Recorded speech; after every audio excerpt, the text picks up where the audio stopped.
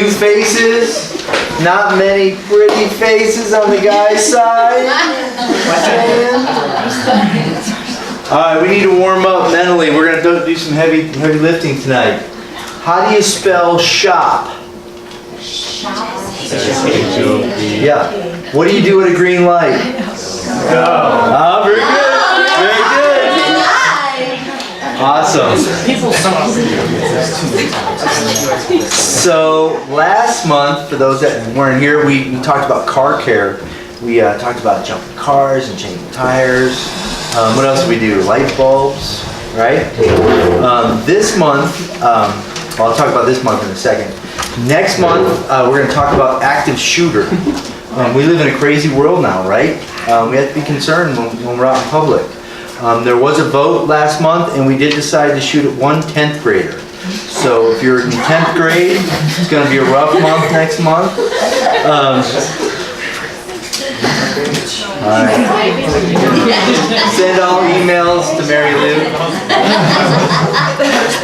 All complaints go to Mary Lou. All complaints go to Mary Lou. We are so fortunate. I've known Justin for about 6 years. In life, you come across some neat people. He has a great personal story. Even his testimony is really fascinating. His testimony, what he's done with money. I've got some news for you. Who studied algebra this week? Anybody? History? Okay. You know how many times you're going to use algebra in your life? I hate to tell you. It's really disappointing because of all the work you're doing right now. But money is something you're going to deal with every day, every week, every month. When you launch into the world, whether it be college or work, the world is going to bombard you. There's going to be booths set up at your colleges to give you credit cards, and they're going to give you as much as they can to sink you. Now the goofballs that are doing it, they're not doing it to sink you, but that's what the system is set up to do, is to max you out and keep you captive for as long as possible.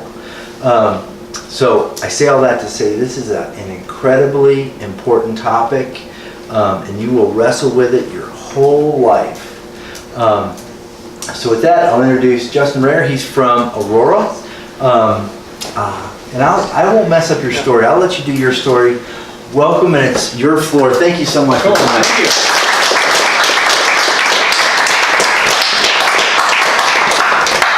Well, thanks for coming tonight. So we're talking about money, right? Does anybody have some? Yeah. Is it more fun when you have some or when you don't have any? When you have some.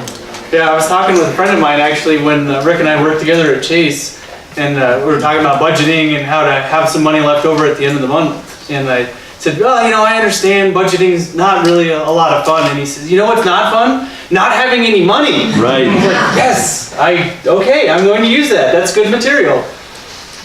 So does anybody have any questions about what we might be covering tonight or anything specifically that you want answers on? Wow, so I could kind of just talk about whatever for the next hour or so, and it'll be good?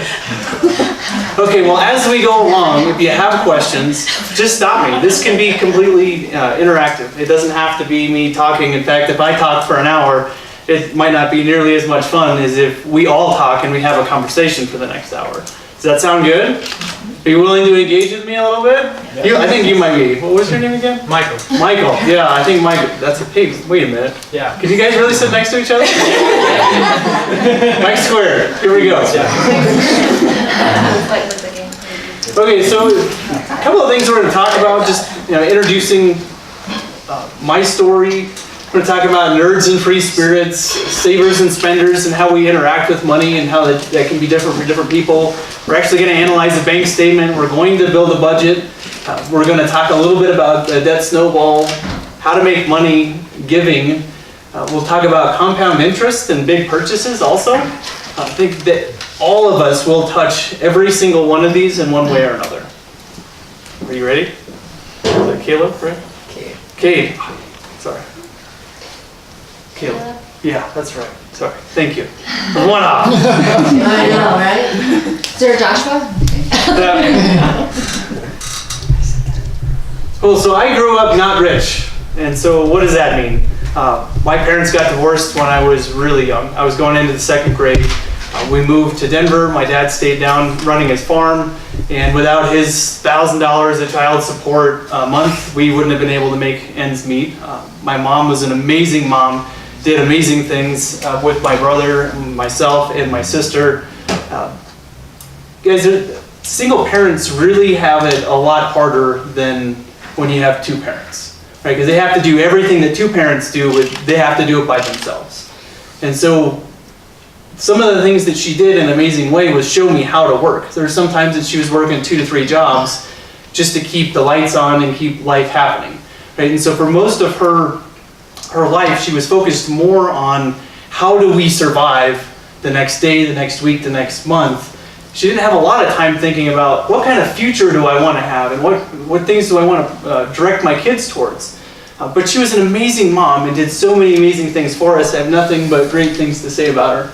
But growing up in that environment meant that I knew a lot of my friends had a lot more than I did. And life changed at 17. So we have a few people who are either 17 or close. There's a couple of juniors, right? Yeah, so I actually met my wife in Algebra 2 Trig in high school, junior year. So you just never know when God's going to bring your spouse into your life. That's so right. Amen to that. So, but in my life experience, living on very little, I always wanted to make sure that whatever I could possibly do to earn money and to hold on to money, to keep a little distance between me and life, I wanted to do that. And so I was rebuilding the engine of my 69 Mustang for the first time, and I had gone on a trip to England and Wales with my science and technology group at school. It was an amazing trip, certainly less expensive than if I tried to travel there now to do the same trip. But what I didn't pay attention to was it takes $1.50 to equal £1. So I'm pulling money out of the ATM, not considering the exchange rates. And so I get home to find out that I had spent all of my money and then some. And so I had the overdraft fees, and something really kind of broke inside of me because I had been so irresponsible. I couldn't believe that I had done that when I had set out this life goal to, be responsible with money, and here I am at 17 and I've already not done that. So a good man, or I would say a good woman, will leave an inheritance to his or her children's children, and the wealth of the sinner is stored up for the righteous. It's Proverbs 13:22. And so there's some amazing things as you open the scriptures. This is 2,500 to 3,000 years old, and it could have been written yesterday. It's still very, very applicable for us. So why are we even talking about money or focusing on finances? So as you go to Walmart or you go out to eat, anywhere that you're at where people are, right? You go to a sporting event, 38% of Americans sometimes live paycheck to paycheck. 15% usually live paycheck to paycheck, and 23% always live paycheck to paycheck.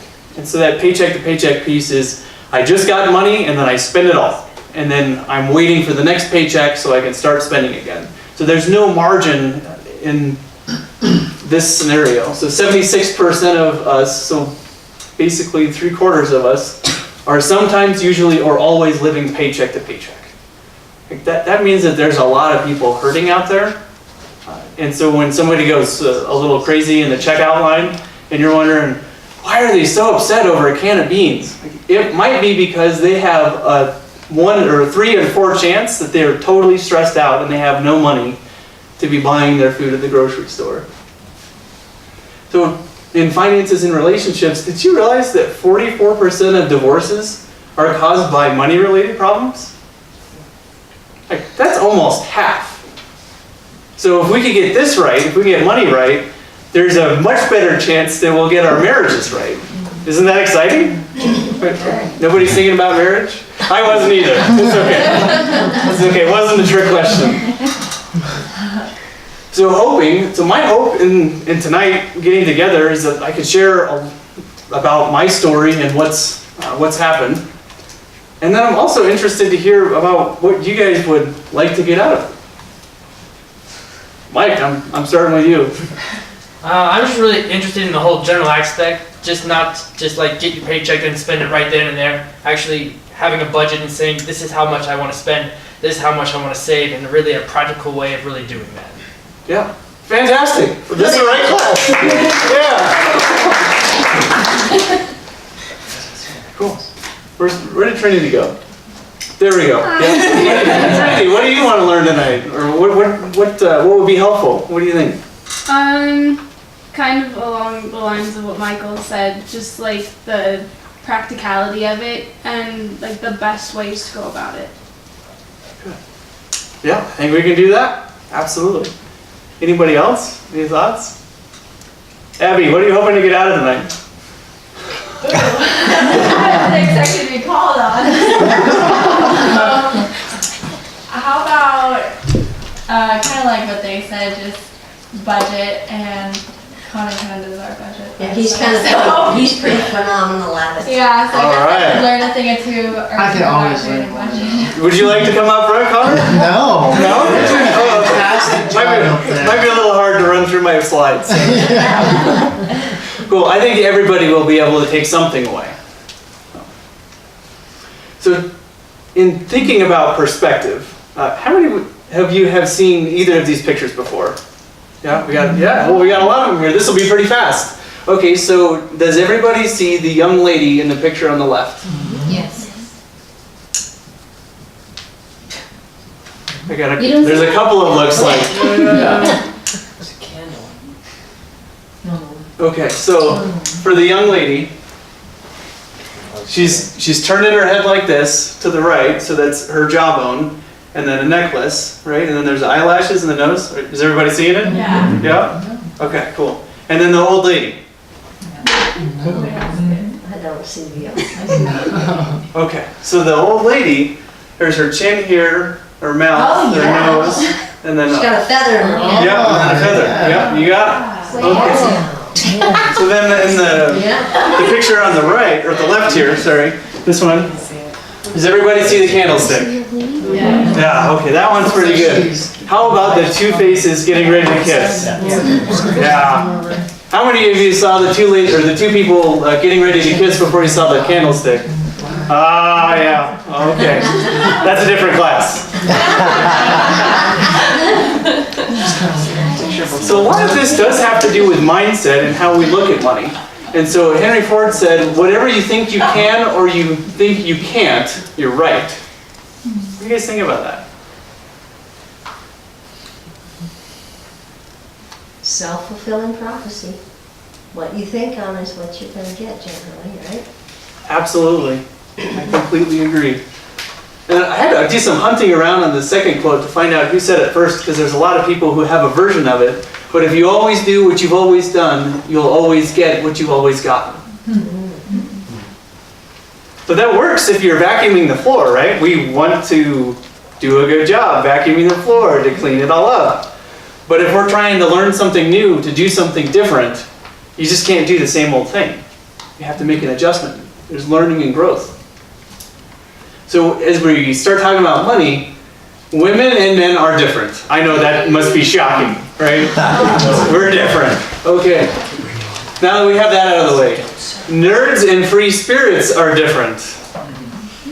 And our savers and our spenders are different.